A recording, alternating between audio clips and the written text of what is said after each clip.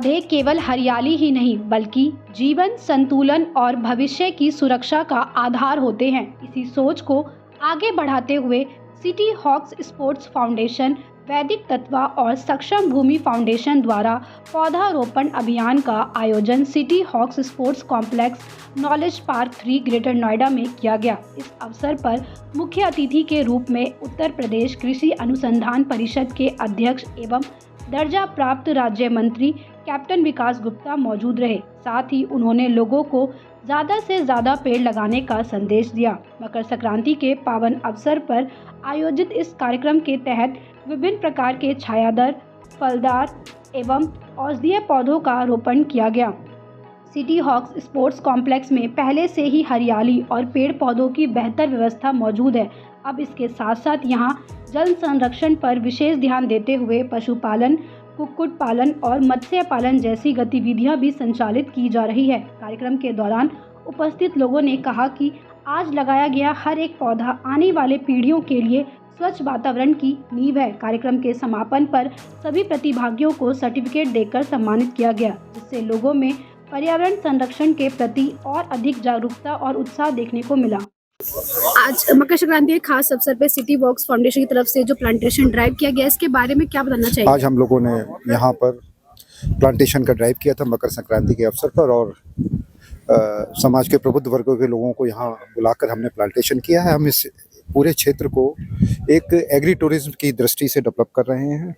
सबसे पहला हमने पौधा 5 जून को वर्ल्ड एनवायरमेंटल डे को लगाया था और आज मकर संक्रांति को, और इसको हम अब समय समय पर ये ड्राइव करते रहेंगे, जिससे कि ये ड्राइव आगे चलकर जब ये इलाका पूरा डेवलप हो तो लोग आएँ और यहाँ से मोटिवेट होकर अन्य जगह पर भी इस तरीके का क्षेत्र डेवलप करें। ऐसा प्लांटेशन ड्राइव के थ्रू आप लोग क्या संदेश देना चाहते हैं? युवाओं को किस तरह से आप लोग प्रोत्साहित कर रहे हैं? देखिए, ये प्लांटेशन ड्राइव बच्चों के लिए विशेष रूप से, क्योंकि आज अगर हम पौधे लगाएंगे तो आगे चलकर वही जब वृक्ष बनेगा तो वो आने वाली पीढ़ी को एक मैसेज देगा। तो वही बच्चों के लिए भी है कि आज वो कल हम जब बच्चे थे तो हम जब छोटा बड़ा वृक्ष देखते थे तो हमारे पूर्वजों ने लगाया, तो आज हम लोगों ने लगाया, प्रीति जी ने लगाया है, तो आगे चलते वृक्ष बने।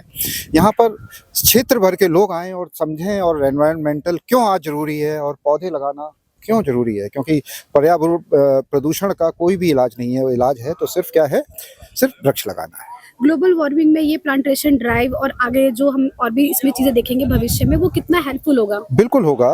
देखिए, बूंद बूंद से ही घड़ा पड़ता है। एक एक पौधा हम लगाएं, और पौधा लगाने के साथ साथ ये हमारी जिम्मेवारी होती है कि उस पौधे को हम बचा के भी रखें।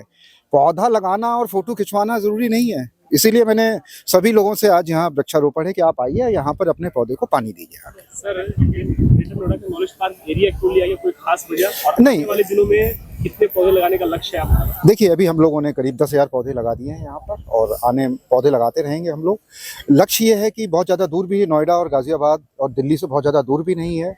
दूसरा हिंडन नदी है, बराबर में हिंडन नदी का किनारा है, इधर बांध है, और लोगों के आने जाने के लिए, बच्चों के आने जाने के लिए एक अच्छा एक यहाँ पर मंच हो सकता है। उसकी दृष्टि से हम लोगों ने ये जगह चुनी है। Thank you. इसके बारे में क्या बताना चाहेंगे आप? कितना जरूरी हो गया है आज के समय में? देखिए, पहले तो मैं आपका और आपके चैनल का खुशबू जी बहुत बहुत धन्यवाद करूंगा, और मैं कहना चाहूंगा कि हर व्यक्ति को प्लांटेशन करना चाहिए, वृक्षारोपण करना चाहिए। अगर वृक्ष नहीं होंगे, बरसात नहीं होगी। बरसात नहीं होगी तो पर्यावरण जो है वो दूषित रहेगा। आज हम देख रहे हैं कि जितने भी महानगर हैं उनमें सांस लेना दुर्भर हो गया है। जीवन प्रभावित हो रहा है। जीवन इतना ज्यादा प्रभावित हो रहा है कि हम कह नहीं सकते कि किस तरीके से हमारा जो आने वाली जो पीढ़ियां हैं वो बीमारियों से ग्रस्त हो रही है पॉल्यूशन के कारण।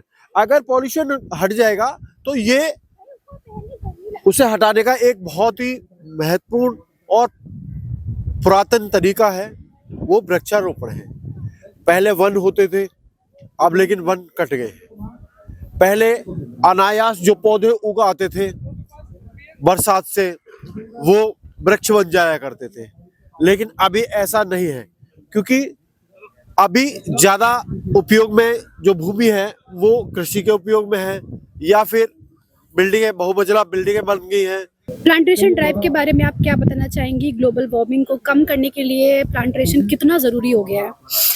मेरी अभी भी बात हुई है जो हमारे सब प्लांटेशन लगवा रहे थे और यहाँ के हेड हैं जो सारी इस जगह का इन्वायरमेंट को देख रहे हैं, और मेरे ख्याल से ये बहुत ही अच्छा स्टेप है, क्योंकि ऐसा दिल्ली एनसीआर में कहीं भी कुछ ऐसा नहीं है जो आने वाले फ्यूचर बच्चों के लिए एक हेल्पफुल हो सकता है, even in the senior citizen people and for youngster also, and this environment is very good. It's a very good place here, and I wish कि ये जल्दी से जल्दी कंप्लीट हो और हम सब इसका बेनिफिट उठा सकें।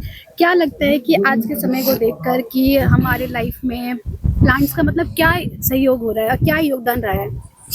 प्लांट के बिना तो देखो बच्चे लाइफ ही नहीं है, no life without plant.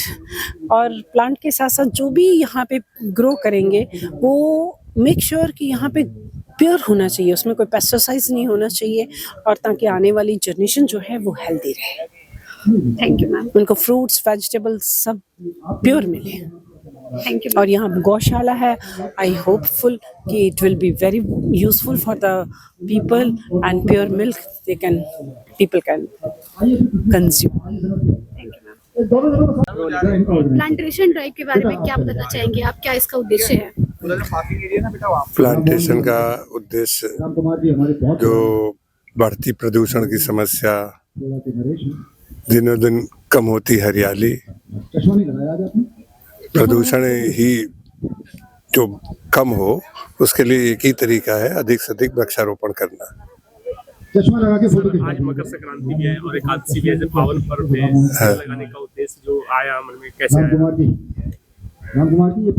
Delhi के बारे में खबरें पढ़ते रहते हैं, प्रदूषण बहुत बढ़ रहा है, ठीक, तमाम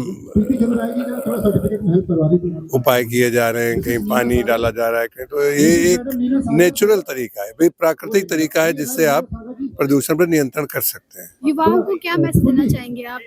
प्रकृति के नजदीक रहें, नेचर से दूर ना भागें, वो चाहे खाना हो या कपड़े पहनना हो या कुछ भी है, प्रकृति के जितना नजदीक रहेंगे बीमार नहीं रहेंगे। प्राकृतिक चीजें खाएं, सब्जियां, हरी सब्जियां खाएं, ये जो जंक फूड है ये मत खाएं, कम से कम खाएं।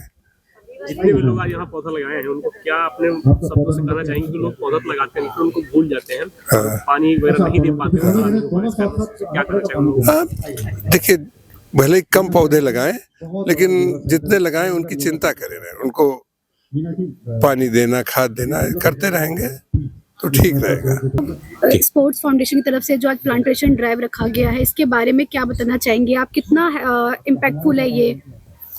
मैम, ये बेसिकली जो है कॉन्सेप्ट है पूरा एजुकेशन, वेलनेस, हेल्थ और ट्रेडिशनल वैल्यू से जुड़ा हुआ। इसमें प्राइमरीली जो है एक तो बच्चों को फोकस किया हुआ है, जिसमें आज की तारीख में बच्चे देखें ज़्यादा मोबाइल से अटैच्ड हैं, स्क्रीन के ऊपर जो अटैच्ड हैं, उनको जो है बाहर लेके आना, उनको जो है डिफरेंट टाइप ऑफ फार्मिंग क्या है उसको फिजिकली दिखाना। तो बेसिकली एक तरीके से जो है लुक, फील एंड लर्न, उस कॉन्सेप्ट के ऊपर है पूरा। यहाँ पे different types of farming, dairy farming क्या है, भेड़ बकरी वाली फार्मिंग क्या है, पोल्ट्री फार्मिंग है, बी कीपिंग है, फिशरी है। दूसरा जो है इसमें हम लोग जो है वेलनेस साइड पे योगा परफॉर्म करना, योगा के जो यहाँ पे सेटअप वगैरह ये पूरा बनाएंगे जो कि हेल्थ के अराउंड है। वो बच्चों के लिए भी यहाँ पे डिफरेंट टाइप ऑफ एक्टिविटीज़, जैसे पुराने गेम्स हमारे होते थे, गुल्ली डंडा, कंचे, जिसमें एक्चुअली मेंटल हेल्थ और दोनों चीज़ों का जो है रोल रहता है, वो इम्प्रूव होगा, फिजिकली एक्टिव होंगे बच्चे। तो ये पूरा का पूरा जो कॉन्सेप्ट है उसी चीज़ के ऊपर है, और ये इको फ्रेंडली है और सेल्फ सस्टेनेबल है, जिसमें जो है हम लोग अपना 4 या 5 साल के बाद जब यहाँ पे आके देखेंगे तो एक जो आउटलुक है वो आउटलुक पूरा का पूरा बदला होगा। लेकिन हमारी जो है हमारी सोच है कि यहाँ पे हम इसको शुरू करेंगे जिसमें लोग इसको अपनी ग्रोथ के साथ साथ इसको भी ग्रो होता हुआ देखेंगे। बेसिकली जैसे सर ने बताया, इस कॉन्सेप्ट को मटेरियलाइज करने के लिए, एग्जीक्यूट करने के लिए हम लोग कोशिश में लगे हैं कि जो भी चीज़ हम करें वो पर्यावरण को ध्यान में रखते हुए, और सस्टेनेबिलिटी जो हम कहते हैं कि हर चीज़ जो है सस्टेनेबल होना चाहिए। तो सस्टेनेबल का मतलब ये होता है जो चीज़ आप करें वो लंबे समय तक, या आप रहे ना रहे उसके समय तक वो चले। तो हम उस चीज़ का ध्यान में रखते हुए इसको सस्टेनेबल इको फार्म बना रहे हैं, जिसके अंदर हम पेड़ पौधे तो लगा ही रहे हैं, उसके साथ में क्योंकि पेड़ पौधे भी शुरू में जल को एब्जॉर्ब करते हैं, तो हम चाह रहे हैं कि जल का संचय भी हो और जितना हम यहाँ पे पानी का इस्तेमाल करेंगे उन पेड़ पौधों को बड़ा करने के लिए, इन हेज को लगाने के लिए, उससे ज़्यादा जल संचय हम कर सकें। तो इसलिए हमने यहाँ पे करीब 3 छोटे छोटे तालाब भी बनाए हैं।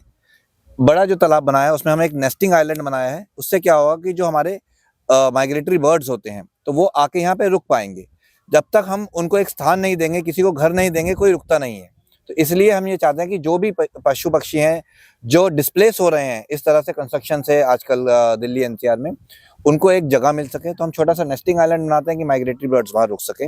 इसी प्रकार से हमने किचन गार्डन बना रहे हैं, हर्बल गार्डन बना रहे हैं, एग्रो फॉरेस्ट्री लेकर आ रहे हैं और फ्रूट ऑर्किड। फ्रूट ऑर्किड का कॉन्सेप्ट है, हम बाहर के देशों में जब जाते हैं वहाँ हम देखते हैं कि लोग चेरी पिकिंग के लिए जाते हैं, स्ट्रॉबेरी पिकिंग के लिए जाते हैं। तो उसी कॉन्सेप्ट को लेके हमने फ्रूट ऑर्किड छोटा सा बना रहे हैं कि लोग आए, वो भी एक एक्सपीरियंस ले सकें। हमने पूरे यहाँ पे जो है इको फ्रेंडली बायो फेंसिंग कर रहे हैं, इसमें बोगनवेल और बांस का रोल रहेगा।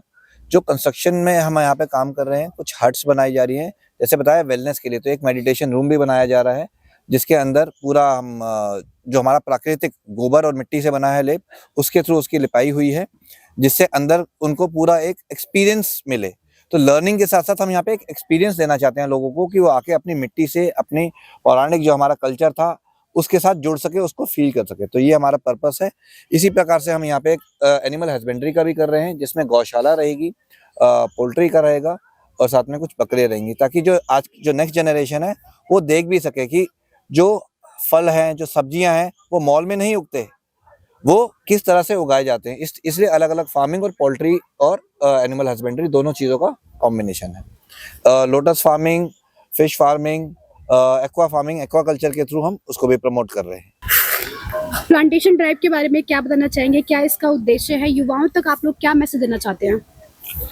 देखिए, जहाँ पर जिस प्रांगण में आप हैं ये एक्चुअली स्पोर्ट्स कॉम्प्लेक्स है और एक ये फाउंडेशन के अंडर में काम करता है जिसका नाम सिटी हॉक्स स्पोर्ट्स फाउंडेशन है।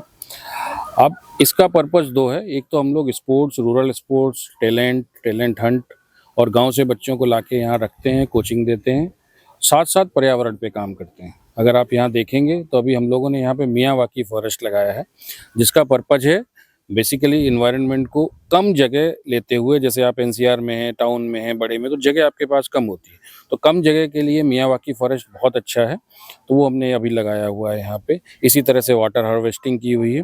इसी तरह से पीछे काऊ डंग वगैरह यूज करके हमने झोपड़ियाँ बनाई हुई हैं।